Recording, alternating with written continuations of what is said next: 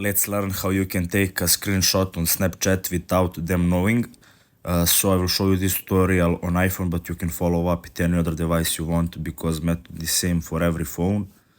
Now let's open our Snapchat application, click on chat and go to the chat with person you want to take a screenshot of.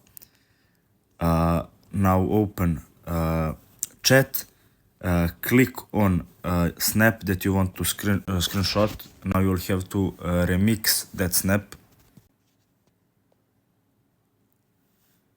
Now you'll have to remix that snap. You'll go to three dots and now it will open this menu. Now you want to remix the snap, and as you can see now, you can this is the snap that this person sent us. Now to remix it, you will just have to be quick, go out of snap and screenshot it fast. So like this, and now just close Snapchat completely. If we open our Snapchat again, it will say that we just screen recorded chat.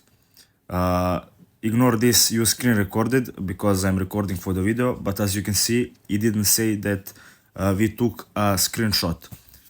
So thanks for watching and see you in the next video.